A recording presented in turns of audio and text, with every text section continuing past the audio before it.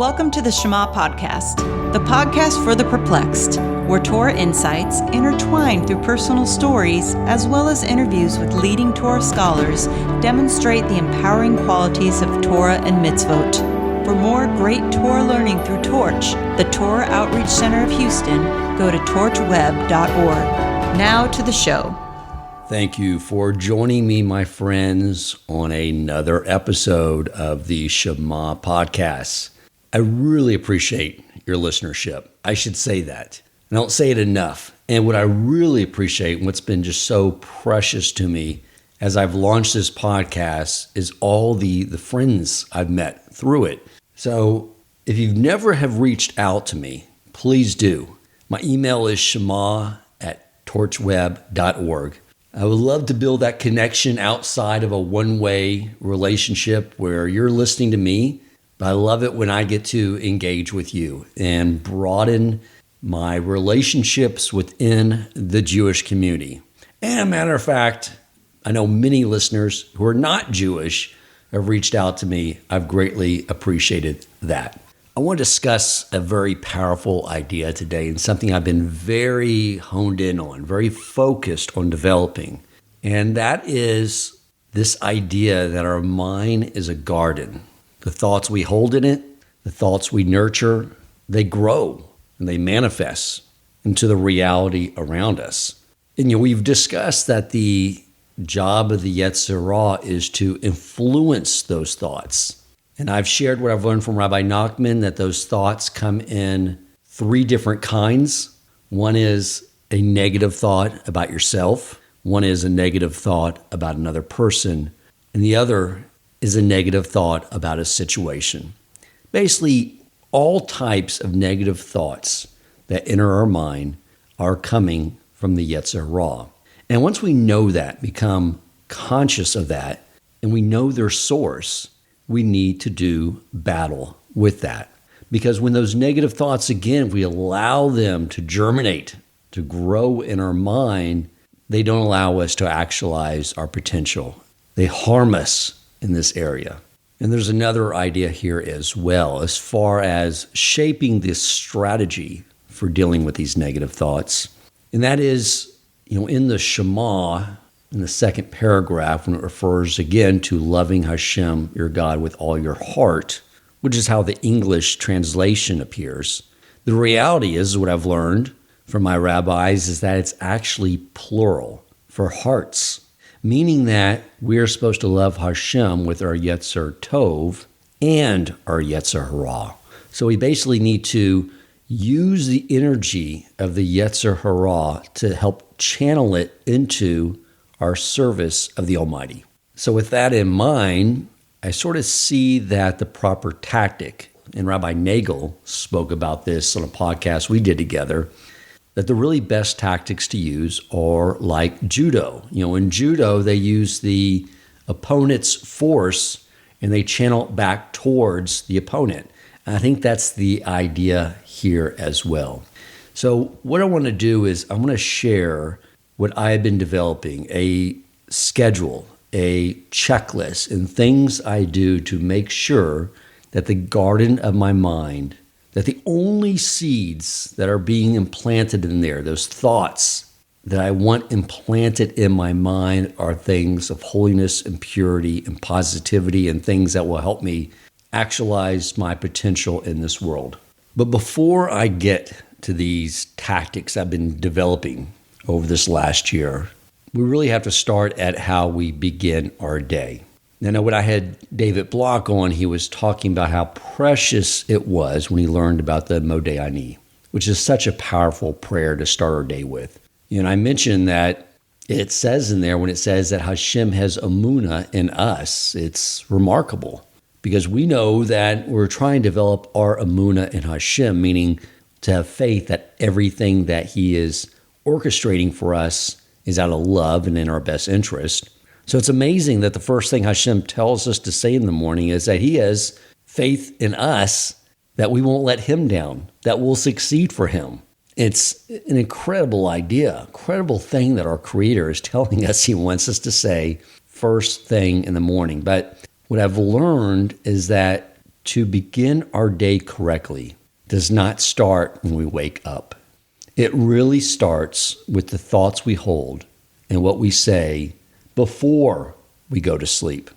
Now, I have had a habit before going to bed of always saying the first line of the Shema and the subsequent first paragraph. And then I'd always say to Hashem, I've read this, that you always want to forgive every Jew.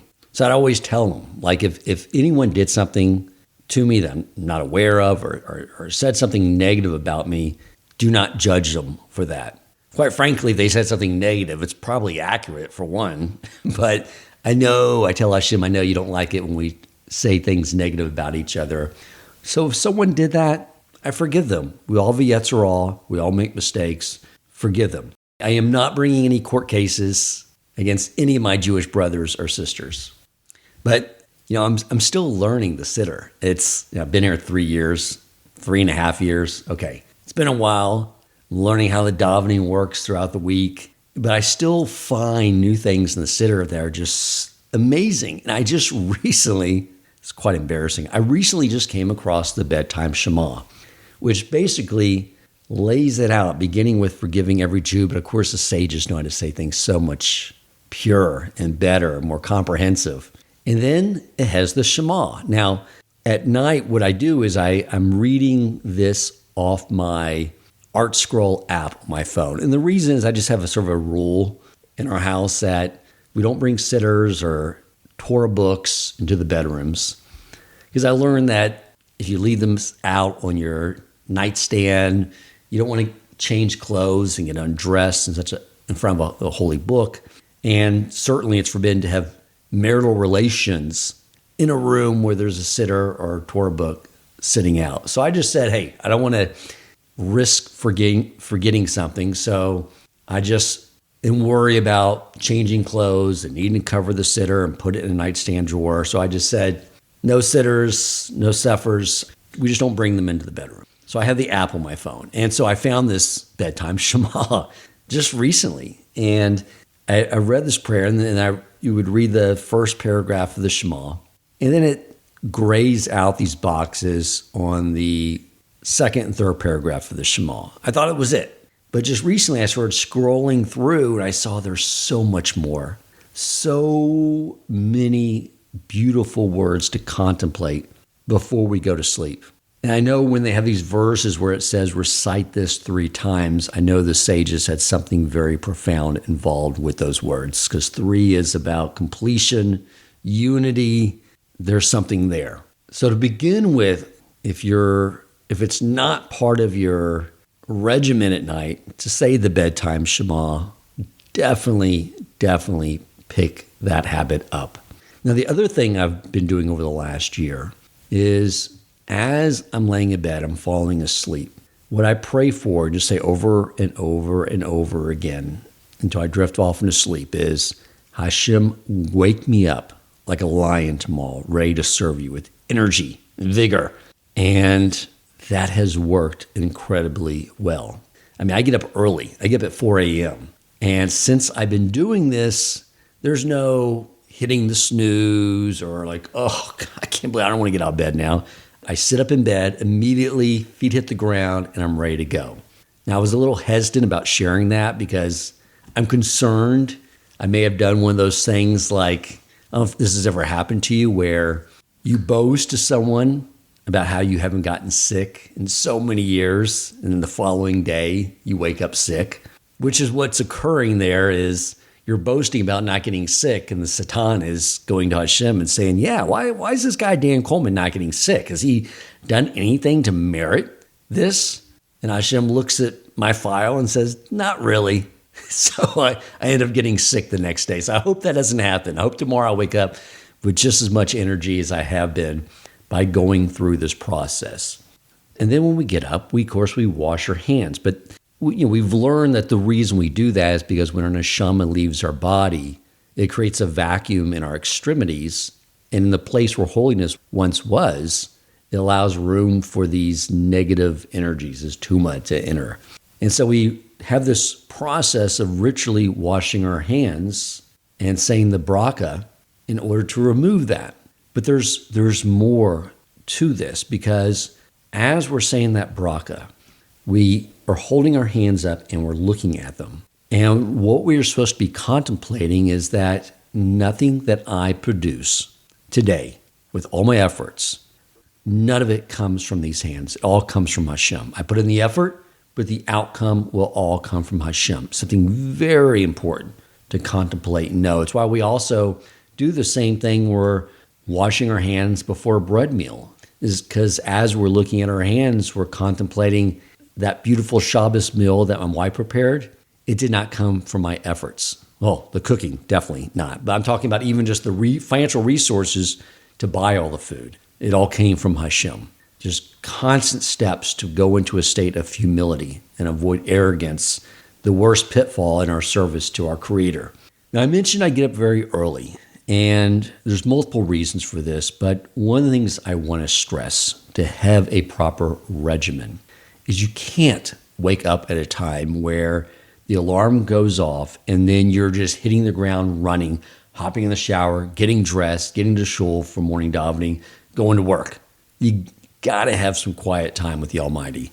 It's imperative. Even if you're just waking up 20 minutes early, have a little quiet time with a cup of coffee, and have some personal conversation with your Creator, it means everything. And I'll go through sort of the checklist I prepared for having those conversations and things I sort of say to Him and myself to get myself in a right state of mind. Now, the reason I get up at 4 a.m. is also because I like to work out first thing in the morning.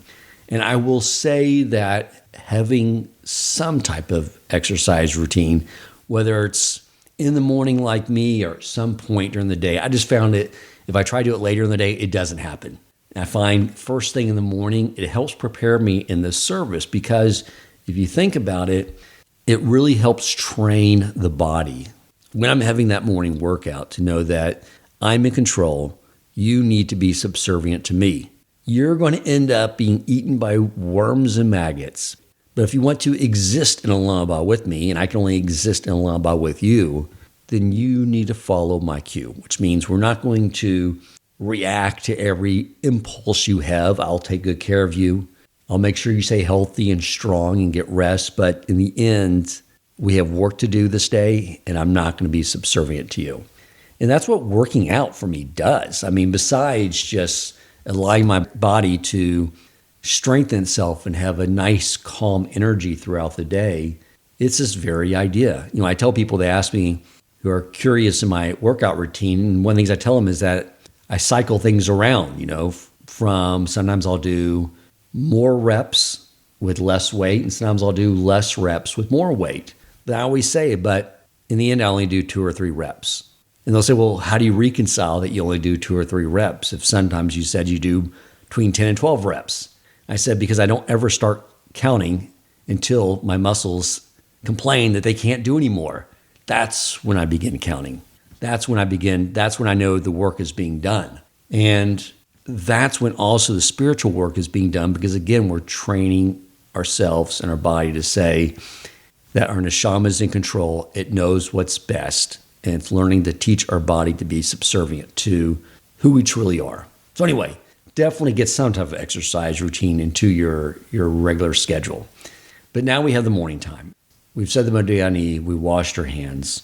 And then I like to go outside. I like to look up at the night sky because it's so vast and it just helps give me a sense of awe of my Creator. And I have a checklist. I have it on my phone. I do. I continually refine it and build it out. Like, you know, for one, I need to be in a state of joy. And all these subsequent things we'll discuss are all based on that, because His presence can only really reside with someone who is in a state of joy. That's one. 2 is to contemplate. Eino Mavado. There's nothing but Hashem. The Shema, that everything that happens is for the good. That very moment, everything's been orchestrated perfectly in my best interest, in your best interest. And then I say that, and I tell this to Hashem, is that my responsibility today is to 1, daven, 2, learn Torah, and do mitzvos and acts of kindness and look for opportunities to do Kiddush Hashem. That's my job. Because what I'm doing is, I know I have a lot of business challenges coming up that day. And what I'm telling myself and letting Hashem know that I know is that the outcome of those business efforts, whether they are fruitful or not, that is something he is entirely control over, not me. I tell him my job is to put in effort towards my livelihood, but in the end, the outcome, that is yours. You told me that. I know that. So I'm relying on you for the outcome. Now, right there, those ideas are very powerful. To start your day just contemplating those ideas. I also remind myself that if I do run into a challenge that day, that as illogical as it may seem, is that the study of Torah just seems to make all problems go away. Whenever I'm challenged with something, and I just remember that, and I turn around away from my desk where I have my computers, and I turn to the other side of my desk where I have my Torah books, and I open something up and start reading, it's not necessarily that the problems become solved. It's just miraculously, I realize there's no problems. So that's something else I have on my checklist just to remind myself, tell Hashem, please remind me that if I run into a challenge today, to know that whatever's in front of me, just set it to the side, learn your Torah, and those problems will dissolve away. Now, let's get into these ideas of these negative thoughts. Let's begin with the negative thoughts we have about someone else, especially when it's regarding a fellow Jew. When the Yetzer Hara puts into our mind a negative thought about another Jew, we have to not let that incubate in our mind. We have to tackle that immediately.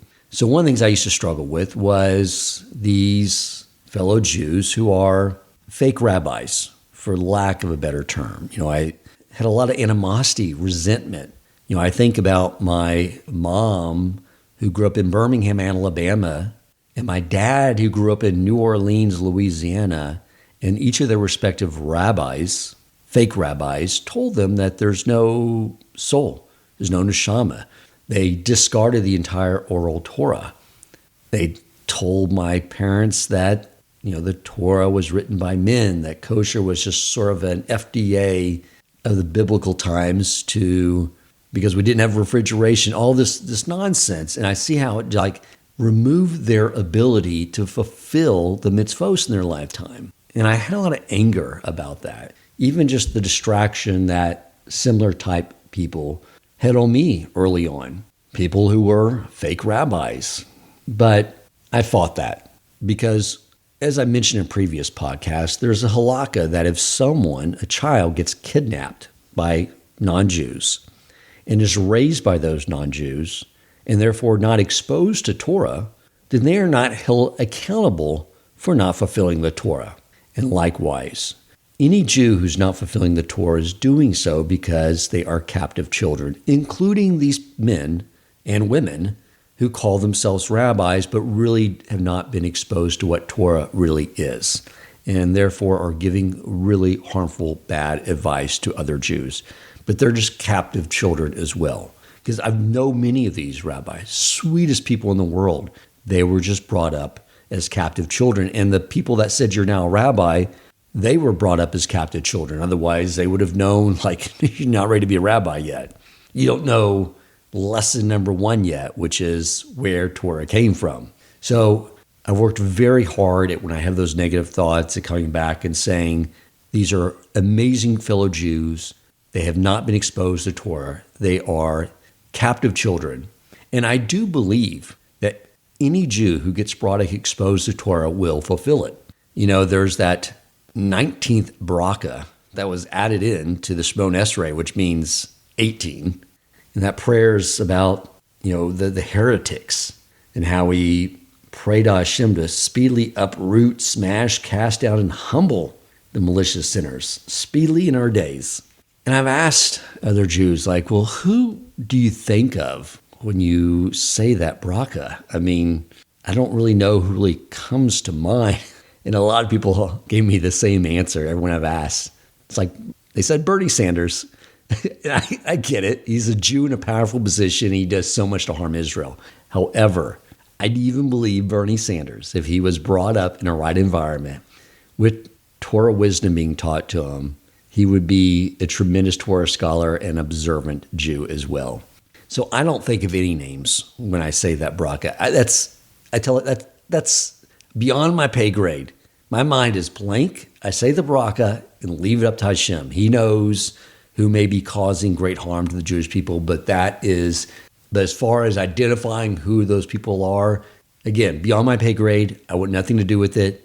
I see every Jew as either righteous or potential righteousness because they have just not been exposed to Torah because they are a captive child. So that was one thing I've really been working on. And the other thing that came up recently was after October 7th and reading about Jews participating in these pro-Palestinian rallies, my initial gut reaction was like, what are these morons thinking? But then I stopped myself because I realized, again, it's a negative thought about another Jew, which means it came from my Yetzer Hara. And do I want to listen to my Yetzer Hara? Of course not. So that's why I immediately started saying out loud, look at these amazing Jews. They have such passion for justice in the world. And if they had only been brought up in an environment where they learned your Torah, Hashem, they would be at the right rallies. They weren't. And that's not their fault. That's my case I make to Hashem. It's not their fault. We are in a deep exile right now. And even back to the other situation with my parents, I think, and the way I sort of made peace with it was because even if they're not held accountable for any negative mitzvahs they violate, my father's never done the positive mitzvah, for instance, wearing tefillin, ever. I don't even think he knows what they are. I never showed him mine, I never discussed it with him, just because he wouldn't be open to it. But, I think that, and I like to believe that in prior lifetimes, both my parents fulfilled all the mitzvos. They've already done them all. But in this lifetime, Hashem wanted them to go into a home of captive children, their parents, brought up without Torah. So I would grow into a similar environment without Torah. Now, why was that beneficial? Well, now I can see it because I'm married to an amazing woman and I have an amazing daughter. And guess what? They're both converts. And I would have never have met them if I had grown up in an observant home. My wife would have been totally off limits to me. But for some reason, Hashem wanted me to grow up in darkness, marry a non-Jew, and then return to him and bring her with me, as well as the daughter that be born to us, so that they could become Jews. I would say it was sort of like sent into a situation as a delivery man to bring precious cargo back to Hashem. So that's the first idea. Negative thought about someone else, you got to turn around and argue on their behalf. And then as you begin defending them, your love for them increases. Next is those negative thoughts we have about ourselves. Now, sometimes those negative thoughts can be contemplating something embarrassing we did, which quite the norm for me, but we do something in public and we feel a little embarrassed about it. To me, I've reconciled that, reframed those whole situations as thank you, Hashem, for allowing that to occur, because it helps instill tremendous humility in me when those situations occur. So thank you. That's one. Be grateful for those moments where you have a faux pas and you do something and you look a little silly in front of others. Great. Instill in us the humility. Thank you, Hashem, for those situations. What about when the Yetzer Hara brings up something negative you did, a sin, and he tries to make you feel bad about it? Well, the first thing is thank your Yetzer Hara. Thank you. You know what? I overlooked that. Now I can do teshuvah for it and grow from that experience. Thank you. And the pain you're making me feel by bringing that to my attention, thank you, because that's just going to compel me to not want to do that sin again. So thank you for putting that in the forefront of my mind and making me feel so bad about it, because now I can do teshuvah and it will further instill me never to do that again. And of course, if the Yetzer Hara tries to bring up some sin you did before that you've already done teshuvah for, just remind it, thank you, but that was not me. The person who did that sin did teshuvah. He doesn't exist anymore. You got the wrong guy with that. That's the one thing about teshuvah we have to remember. is when we do teshuvah, Hashem says, I've recreated you anew. The person that did that sin doesn't exist anymore. But for some reason, even though our infinite eternal creator is looking at us as a new entity, didn't commit that sin, we can't let go of it. We still identify with that sin, that person that doesn't exist anymore. And the Yetzer Hara wants us to do that. We have to remind the Yetzer Hara, we did teshuvah, that person doesn't exist, you got the wrong guy, he's long gone, Hashem created me anew, and this version of myself did not create that sin. So that tackles those negative thoughts about ourselves. What about negative thoughts about that we can't achieve something that day? There's a task, we feel inadequate. We don't have the intelligence, the strength, the talents to accomplish this task. What do we do with those situations? That's where that initial checklist of ideas sort of comes into play. And whenever I have those thoughts that I don't have the ability to accomplish certain endeavors that day, my judo move in those moments is to say, you're right, I don't. I am nothing. I have no capabilities whatsoever without Hashem. But with Hashem, I have the ability to do anything. And so by going into a state of humility and accepting that we're nothing, but then knowing that with Hashem we're everything, and that anything is possible as a servant to Hashem, then we can relinquish those negative thoughts as well. Now let's talk about those negative situations, or those thoughts about a situation being negative. And we sort of addressed it to some degree already. But once again, we just get back to the Shema. Everything is being orchestrated perfectly. We don't see the outcome.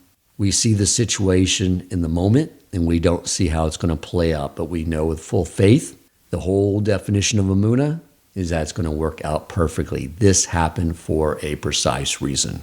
Now, I want to take all these ideas and sort of share with you how I have pulled these together for a situation I find myself in which I'm sure we all do. We all have these. Everyone is a challenging situation. But I shared with you back last late August how I had been davening since Pesach, asking for guidance on a matter around my livelihood. I kept feeling like I should leave the company where I was at. I was sort of played out my role there, and I really wanted to do something on my own, but I was telling Hashem, I feel like if I act on this, I don't want to come across ungrateful. You put me with this organization. I don't want to be unappreciative. So as long as I'm here, I'm going to assume you want me to be here.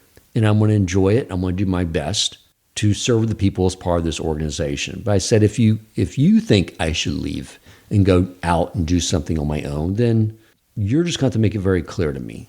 And the other thing that happened shortly after that was I had learned that Rabbi Nachman teaching about if we want to bring about Olam Haba, then live in Olam Haba now. What's Olam Haba? Where there's a total revelation of Hashem and we know nothing but Him. But we can look beyond nature and see that He's orchestrating everything and begin to live in Olam Haba now. And I wanted that. I wanted to get past the mirage of nature in all world events as being random and just totally be able to tune in and see that Hashem is orchestrating everything. And then after davening to have those things, the next thing that happens is I get laid off from my company, which was perfect, an answer to my prayers. And something I learned after that too was that a teaching that for Hashem to give a person their livelihood is akin to Him splitting the sea. Those two things are both so miraculous that it only works off a combination of the Jew persevering with Emunah and Bitachon, because when we make the Almighty's will our will, He makes our will His will. And I was always fascinated with this, what that experience was like, walking into the sea. And the whole experience began with Moshe praying to Hashem and Hashem saying, it's not the time to pray. It's a time to act right now. And the Jewish people are looking at the Egyptian army coming at them. They see wild animals off to the side, and in front of them is the sea, and it's not a calm, tranquil sea. It is a ferociously violent sea. And finally, one Jew, Nishan, just started to walk. And as he walked, the water just continued to push back. It didn't just split open like in the movie. And we've discussed this a lot, but I always like to visualize it. It's why it's in our sitter too, to visualize it. The water just moved out of his way, forming a tunnel. And as all the Jews followed in line, they began to walk. And those in front, the waters kept pushing back further and further and further, because the sea had no option but to get out of the way of the Jew. Because when we go against our nature, we rise above nature. Remember that. So now I'm sitting here, I'm unemployed, and I see that I have a sea in front of me, a turbulent sea. And I'm like, this is absolutely perfect. And so what I did was I began this journey of this process of setting up my own hedge fund. And all that work is culminating into where I'm launching it on February 1st. But the experience is so priceless. First, I want to share with you some ideas around these financial matters, because I don't want you to make the mistake of thinking that financial matters are mundane.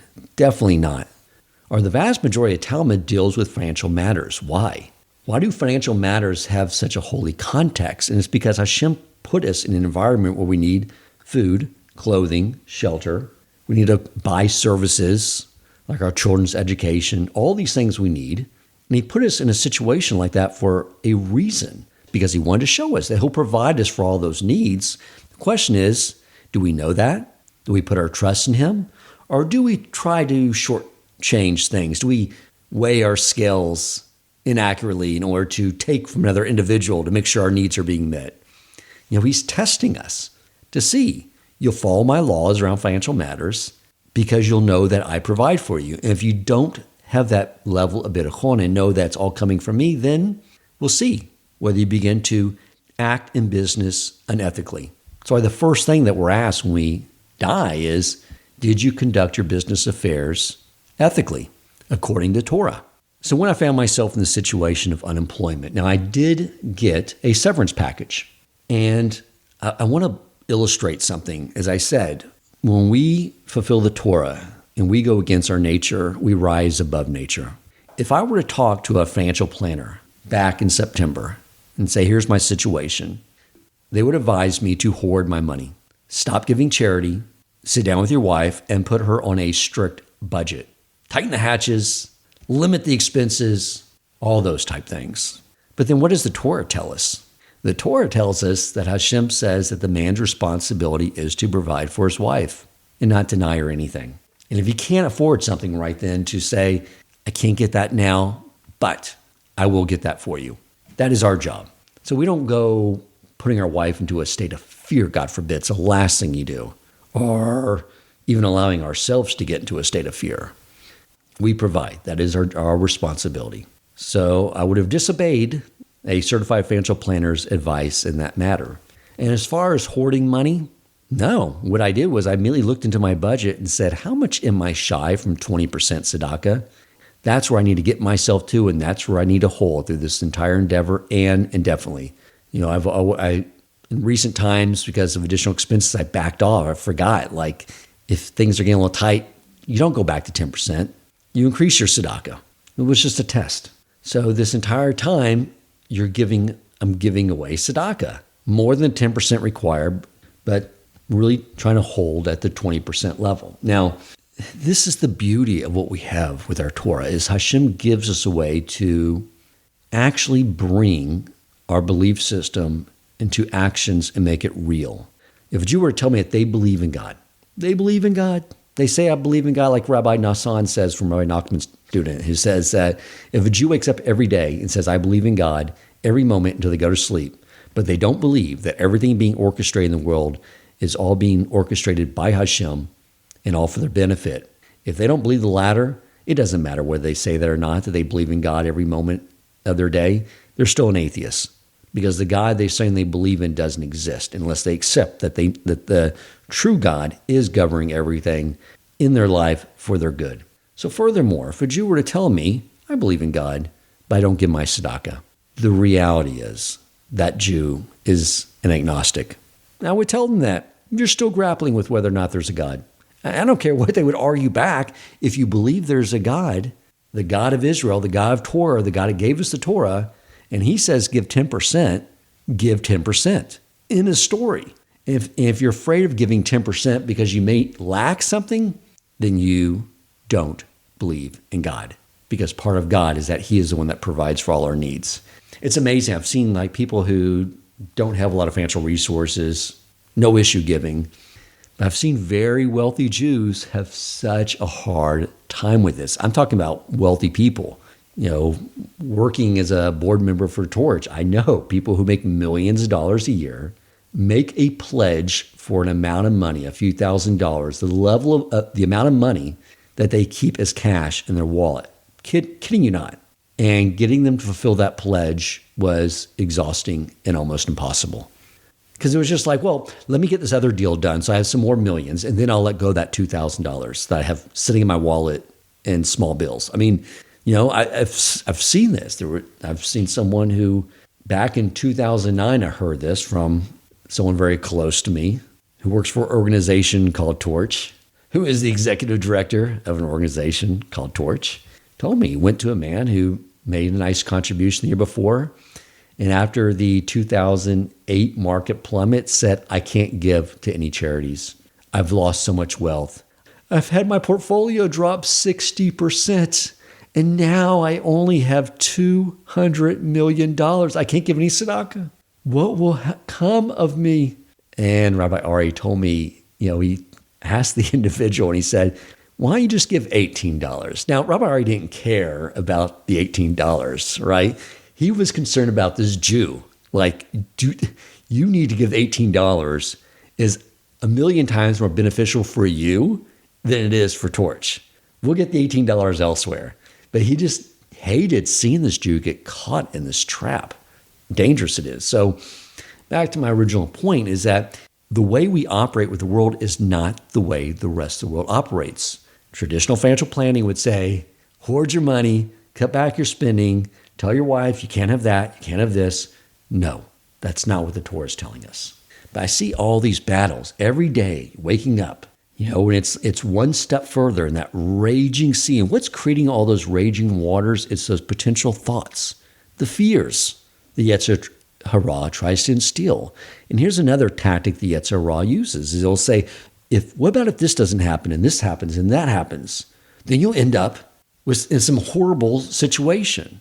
The way you tackle that is, I tell the Yetzer Hara every morning, it's like, my job is the day in front of me. That's all I care about. And this day is going to be amazing. I have food for breakfast, lunch, dinner. I have nice clothing Hashem got me to put on. I have all the financial resources I need to accomplish my task today. It's amazing. I lack nothing. When you say that reality, that truth, the Yetzer Hara has no grounds. He can try to get me to fast forward into the future, but I don't go there. I have every resource I need to accomplish my task today. And the other thing is like this, there's so much to do to get this fund launched. Setting up a hedge fund, tightening up the investment process and how I want to manage the portfolio. And then, of course, going out and raising investor capital. Many things going on that I have to accomplish every day. But I just lay it out. Here's what I need to accomplish. And in the end, it's Hashem's responsibility to provide me my livelihood. The business is just the delivery system for him providing me the parnasa that he wants to give me. My responsibility is to build the delivery system. His responsibility is to bring in the business. So I do my efforts, I make my phone calls, but I don't worry about the outcome of the meeting. I've had people say to me like, well, we don't have a track record. How would I have any confidence in you without a historical track record? And my response is like, I don't know. I guess you don't.